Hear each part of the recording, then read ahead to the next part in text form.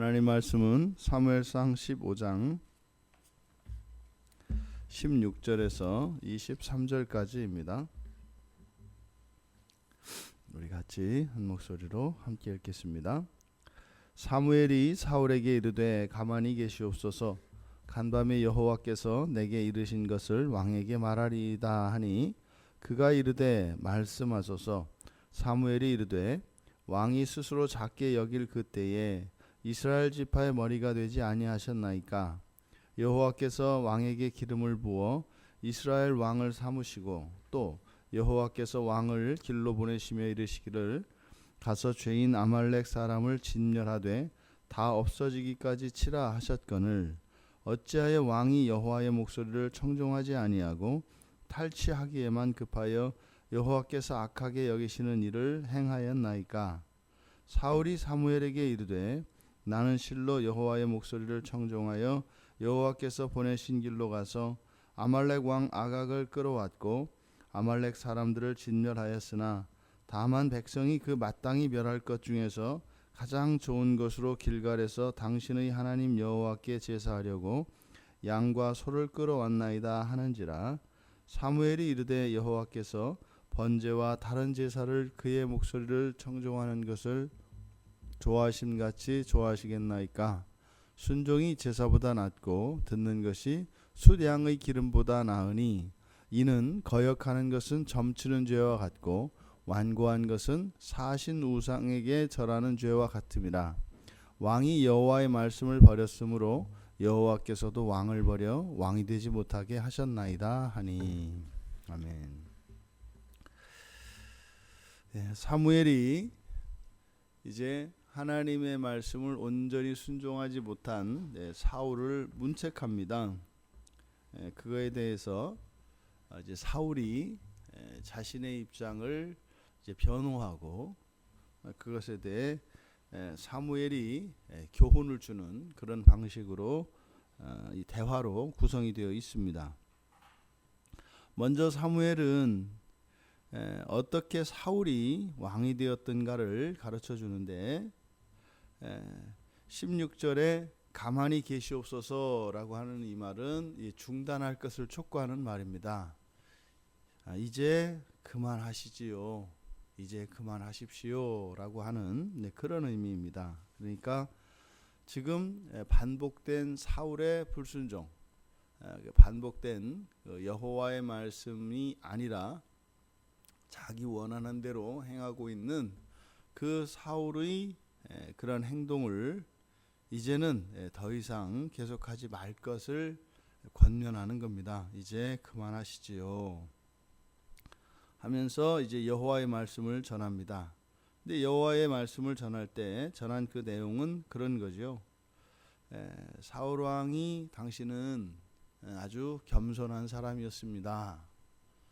그래서 여호와께서 당신을 택하여 왕으로 세운 것입니다.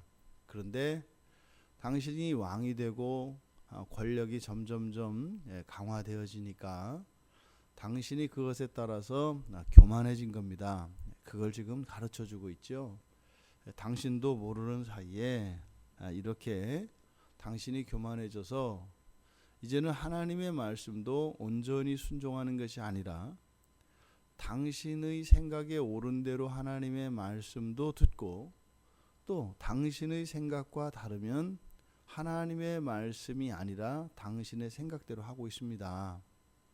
어쩌면 사울이 지금 어두워져 있기 때문에 그것을 모르고 있을 수 있습니다.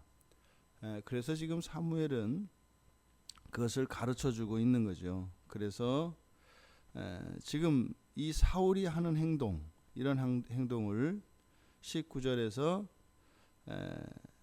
여호와의 목소리를 청종하지 아니하고 탈취하기에만 급하다. 지금 여기서 탈취하기에 급하다.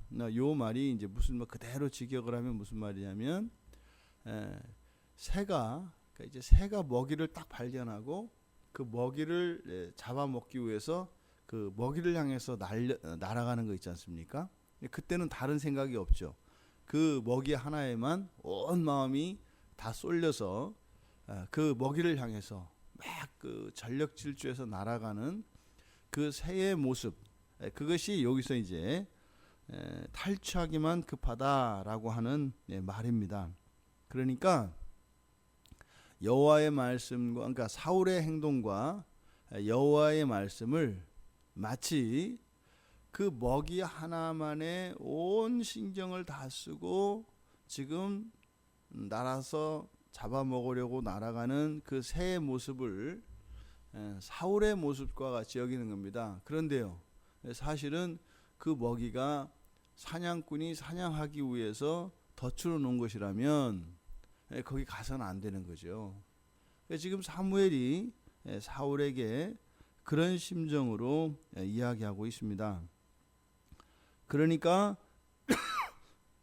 지금 사울은 그 먹이를 먹기 위해서 달려가는 새처럼 그런 탈취물들, 그런 적들의 그런 전리품들, 거기에 눈이 어두워져서 여호와께서 악하게 여기시는 일을 행하고 있으면서도 그것을 모르고 있다, 이렇게 이야기를 합니다. 그랬더니 사울이 이제 사무엘에게 변명을 하는데, 그렇지 않다. 나는 여호와의 목소리를 청동했다. 그러니까 잘 들었다 이 말이죠. 여호와의 말씀을 잘 들었고 또 그대로 행했다 이겁니다. 그래서요, 자신이 한 것을 세 가지로 이야기하는데, 여호와께서 보내신 길로 갔다. 내가 가라는 길로 갔지 않냐. 그리고 거기서 아각 왕을 끌어왔다. 증거죠. 내가 가서 그렇게 아말렉을 물리치고 왔다고 하는 증거가 여기 있잖아요. 아각 왕을 데려왔고, 또 여호와께서 말씀하신 대로 아말렉 사람들을 다 진멸했다는 겁니다. 근데 지금 우리가 보아도 알 수 있잖아요. 아니, 아각 왕을, 살아있는 생물은 뭐 동물은 물론이고 사람들을 모두 다 죽여 없애야 되는 건데, 아각 왕을 지금 살려서 자기 입으로 데려왔다고 얘기를 하거든요. 그런데 사울은 지금 그것을 전혀 잘못으로 인식하고 있지 않은 거죠. 그러니까 아니, 자기 입으로 죽이지 않고 한 사람을 데려왔다고 이야기를 해요. 그런데 정작 자기 자신은 그것이 잘못이라고 인식되고 있지 않습니다.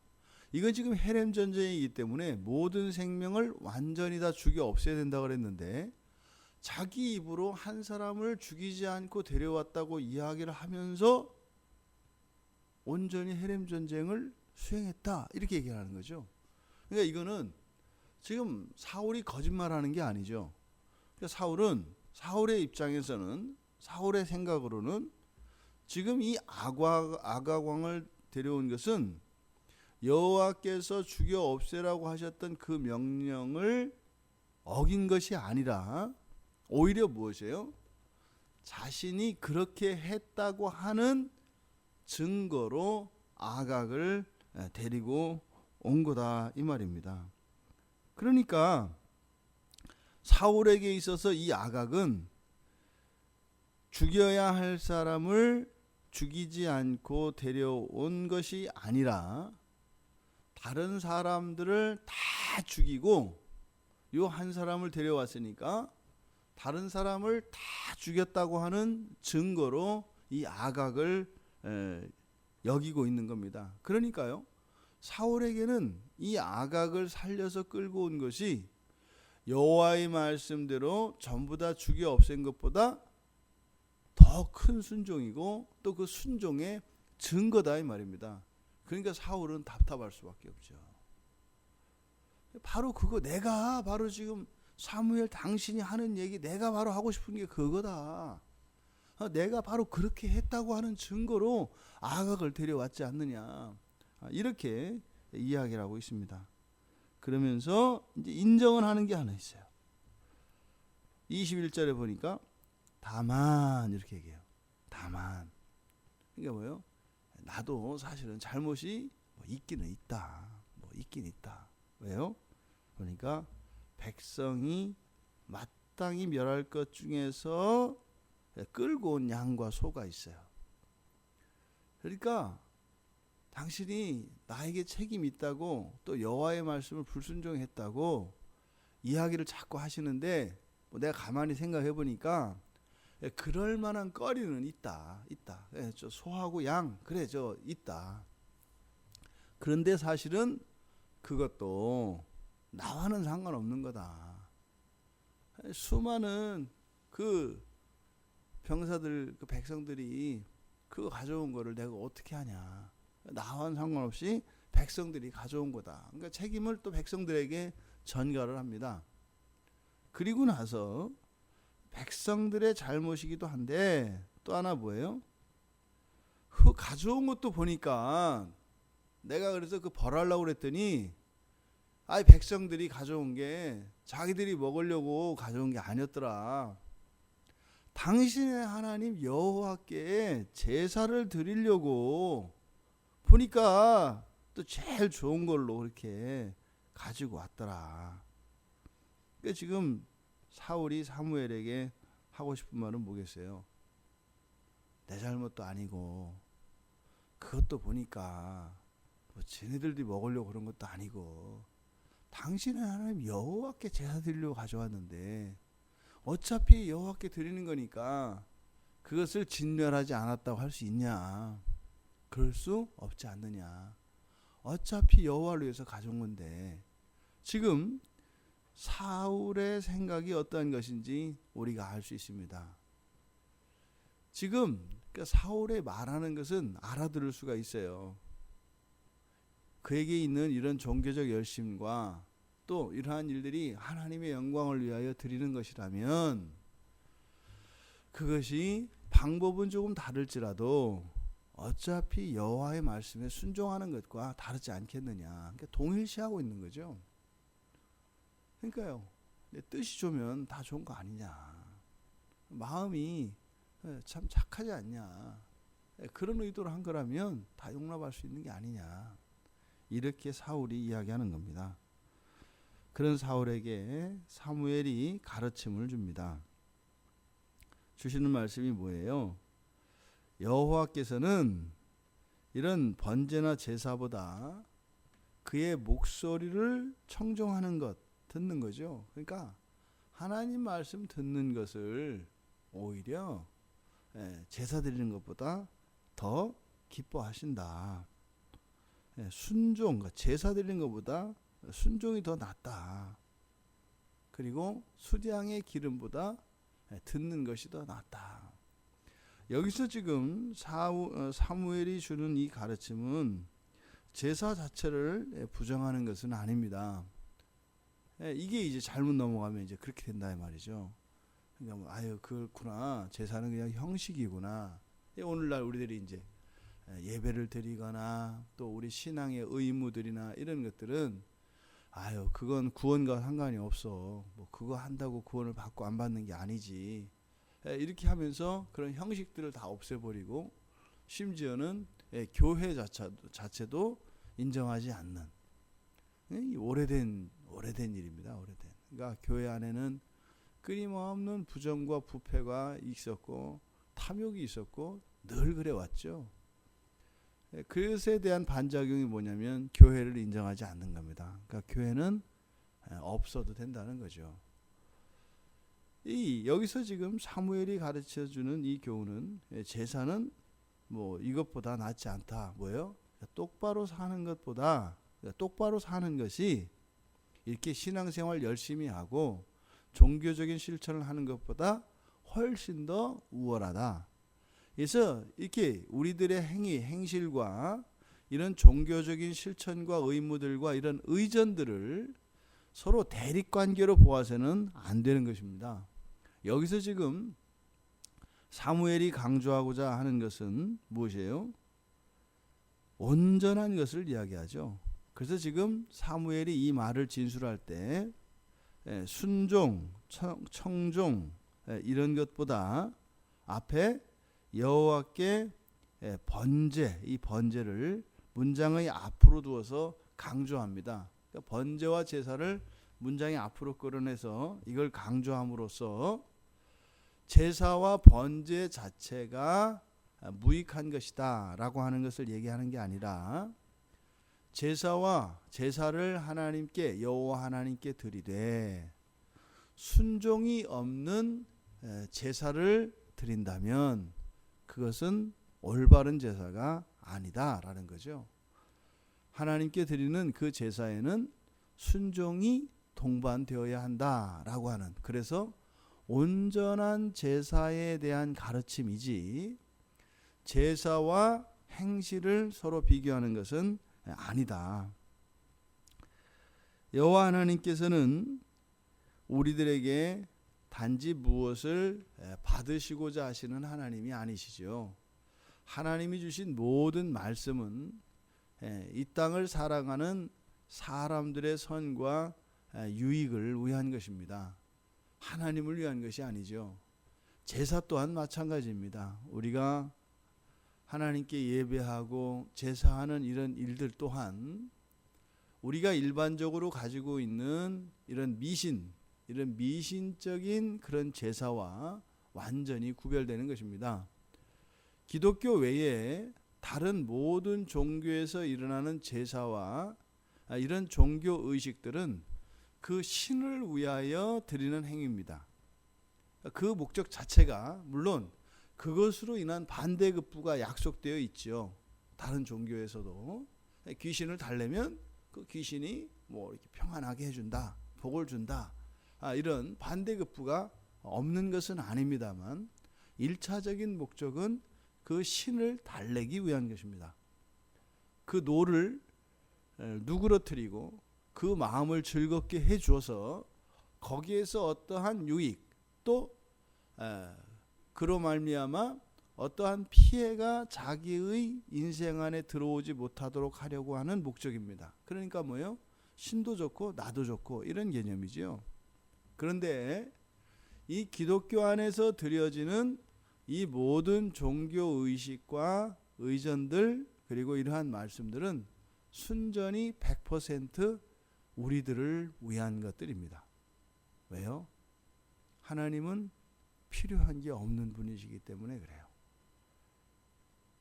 그러니까 우리들을 위하여 하는 그 모든 것, 마치 그런 거죠. 가족관계에서 부모가 자녀에게 요구하는 모든 것은 자녀들만을 위한 것이죠. 물론 그것을 자랑할 수는 있습니다. 내 자녀가 이러이러하다 해서 자랑 삼을 수는 있죠. 인간의 경우에는. 근데 하나님은 그렇지가 않죠. 기뻐하시는 거죠. 근데 그 기뻐하시는 이유가 무엇이에요? 나를 위한 헌신으로 기뻐하시는 것이 아니라 그 자녀의 그 행복과 그 만족으로 인한 기쁨인 것이죠. 우리가 이 사울이 가졌던 이 실수, 이것을 우리가 잊지 말아야 합니다. 사울이 가지고 있는 이런 종교관이라고 하는 것은 바로 기독교의 종교관이 아니라 기독교가 아닌 다른 이교도들이 가지고 있는 그런 종교관을 가지고 있습니다. 어떤 거예요? 하나님의 순종 정도는 안 되는 겁니다. 그리고 그 순종을 넘어서는 무엇? 이것은 그 순종하는 것보다 더 우월하다라고 하는 생각입니다. 근데 기독교는요, 딱 그대로만입니다. 딱 그대로만. 더도 말고 덜도 말고. 그러니까 인간이 불순종하며 거스르는 것, 이것 또한 죄지만 하나님의 말씀을 넘어서는 그것도 똑같은 죄라고 하는 이 가르침이 우리 사람들이 받아들이기 어려운, 그것이 이해할 수 없는 그러한 가르침입니다. 아니 어떻게 10보다 20이 더 잘하고 칭찬받을 만한 것이면 칭찬받을 만한 것이지 그것이 왜 죄냐 말이죠. 하나를 달라고 했을 때 둘을 주는 것이 왜 잘못이냐 이 말이죠. 이것은 하나님의 모든 말씀이 우리들을 전적으로 이 땅을 살아가는 사람들을 위한 것이다라고 하는 이 믿음이 있지 않고서는 그게 이해가 되지 않습니다.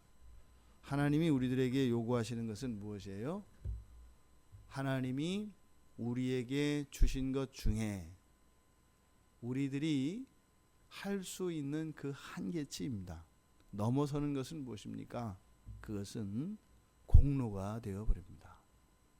그 공로는 마치 우리 어깨 위에 짐을 쌓는 것과 같아서 결국에는 그 무게로 인하여 우리가 주저앉게 되기 때문입니다. 하나님 말씀을 온전히 순종한다는 것 참 어렵습니다. 그만큼 하는 것도 어렵지만 또 그만큼만 하는 것도 어렵습니다. 평생 우리가 이 세상을 살아가며 훈련받고 연단되어지는 것이 이거죠. 그만큼 말씀하신 그만큼만 순종하는, 그랬을 때 하늘에 떠 있는 별들이 서로 부딪히지 않고 그렇게 매 시간 움직이면서 하나의 조화를 이루어내는 것처럼 지금 이 죄인된 우리들의 상태로서는 우주 만물의 이 하늘에 떠 있는 별들이 이렇게 질서 안에서 조화롭게 운행하기는커녕 지금 당장 하늘에 띄어서 날려버리면은 서로 부딪히고 난리가 나는 거죠. 어떤 거는 너무 빨라서, 어떤 거는 너무 뒤처져서, 어떤 것은 또 제 마음대로 궤도를 이탈해서 하늘에서 불꽃 축제가 일어나는 거죠. 하나님께서 우리들을 온전하게 하나님께서 이루어 가시기 때문에 소망이 있는 거죠. 어찌하였든 하나님께서 우리를 온전케 하여 주시지요. 하지만 그 일이 현재를 살아가는 우리들의 삶 속에서 조금씩 일어나는 그런 성화의 진전이 경험될 수 있기를 바랍니다. 모자랐다면 채워질 수 있는, 그리고 넘쳤다면 좀 진정하고 그 하나님의 말씀 그대로만 순종하며 살아갈 수 있는 우리들이 되기를. 그래서 그러한 순종이 우리가 하나님께 드리는 예배와 이런 모든 경건의 실천들이 우리와 하나님 모두에게 기쁨이 될 수 있는 그런 은혜가 부어지길 주님의 이름으로 축원합니다. 하나님, 정말 저희들이 이 세상을 살아가며 하나님의 말씀을 온전히 순종한다는 것이 참 어렵다는 것을 깨닫게 됩니다. 하나님 말씀에서 모자라지도 않게 하시고 넘치지도 않게 하여 주셔서 정말 하나님의 말씀을 온전히 순종할 수 있는 저희들이 되게 하옵소서. 감사하며 예수님의 이름으로 기도드리옵나이다. 아멘.